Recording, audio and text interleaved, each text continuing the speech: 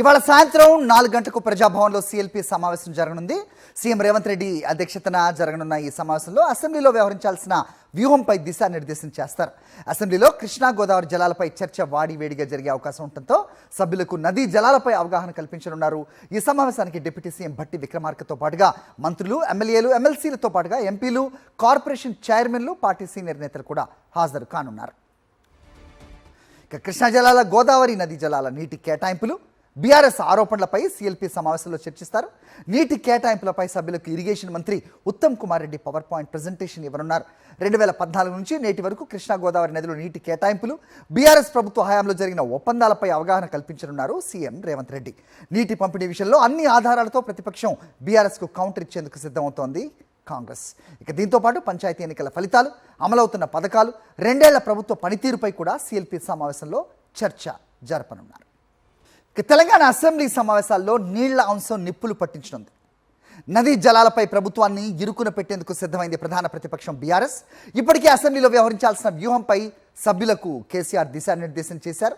కృష్ణా జలాల విషయంలో రాష్ట్ర ప్రయోజనాలను కాంగ్రెస్ తాకట్టు పెట్టిందని ఆరోపిస్తోంది బీఆర్ఎస్.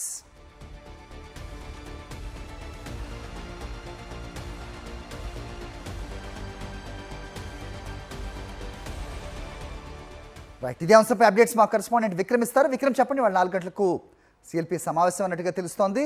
సో ఏంటి వ్యూహం, ఏంటి రేపటి నుంచి జరిగే సమావేశాల్లో ఈ నదీ జలాల అంశమే ప్రధాన ఎజెండాగా సాగుతున్న క్రమంలో సో ఎలాంటి చర్చ ఉండబోతోంది, ఏంటి మీ దగ్గర ఇన్పుట్స్? హరి, మనం ప్రధానంగా చెప్పుకోవచ్చు నీళ్లు, నిధులు, నియామకాలు అన్న నినాదంతో తెలంగాణ రాష్ట్రం ఏర్పడింది. అదే నీళ్ల ఇష్యూ ఇప్పుడు తెలంగాణలో రాజకీయ సెగలు పుట్టిస్తుందని చెప్పుకోవచ్చు. ప్రధానంగా మనం చూసుకోవచ్చు, తెలంగాణలో వ్యూహ ప్రతివ్యూహాలతో శీతాకాల అసెంబ్లీ సమావేశాలకు సిద్ధమవుతున్నారు. రేపటి నుంచి జరగబోయే అసెంబ్లీ సమావేశాల్లో ప్రధానంగా కృష్ణా గోదావరి జలాల అంశాలకు సంబంధించే ప్రధానంగా చర్చించబోతున్నారు.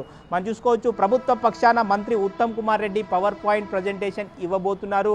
పవర్ పాయింట్ ప్రజెంటేషన్లో ప్రధానంగా 2014 నుంచి ఇప్పటి వరకు కేసీఆర్ ప్రభుత్వంలో జలవనరులకు సంబంధించి ఏ ఒప్పందాలు చేసుకున్నారు, ఏ ప్రాజెక్టులను నిర్లక్ష్యం చేశారు, వీటన్నిటిపై పూర్తి స్థాయిలో పవర్ పాయింట్ ప్రజెంటేషన్ ఇవ్వాలని చెప్పి భావిస్తున్నారు. అదేవిధంగా 2014 నుంచి ఇప్పటి వరకు ప్రభుత్వం జలవనరులకు సంబంధించి ఏ విధంగా దోపిడీ జరిగింది అన్న దానిపై పూర్తి స్థాయి పవర్ పాయింట్ ప్రజెంటేషన్ ఇవ్వడానికి ప్రభుత్వం సిద్ధమవుతుంది. రాష్ట్ర ప్రభుత్వం బీఆర్ఎస్ తప్పులను ఎత్తి చూపేందుకు పూర్తి స్థాయిలో ప్రయత్నిస్తుందని చెప్పుకోవచ్చు. మొత్తంగా తెలంగాణ ప్రయోజనాలను కాపాడేది తామేనని నిరూపించుకునేందుకు అసెంబ్లీ సాక్షిగా కాంగ్రెస్ ప్రయత్నం చేస్తుంది. మరోవైపు బీఆర్ఎస్ కూడా పూర్తి స్థాయిలో ఈ చర్చనంతా కూడా జలద్రోహంగా బీఆర్ఎస్ అభివర్ణిస్తున్న పరిస్థితి ఉంది. కేసీఆర్ టీం మొత్తం కూడా ఈ జలవనరులకు సంబంధించి ఈ చర్చను పూర్తిగా జలద్రోహంగానే అభివర్ణిస్తూ ముందుకు వెళ్తున్న పరిస్థితి ఉంది. కేఆర్ఎంబీకి ప్రాజెక్టులను అప్పగించడం అనేది పూర్తిగా తెలంగాణ రైతుల గొంతు కోయడమే అని చెప్పి బీఆర్ఎస్ ఆరోపిస్తున్న పరిస్థితి ఉంది. మొత్తంగా ఈ ప్రాజెక్టులకు సంబంధించి బీఆర్ఎస్, కాంగ్రెస్ చేసే ఆరోపణలన్నింటినీ కూడా తిప్పికొట్టాలని చెప్పి బీఆర్ఎస్ వ్యూహ ప్రతి వ్యూహాలు అయితే పన్నుతున్న పరిస్థితి ఉంది.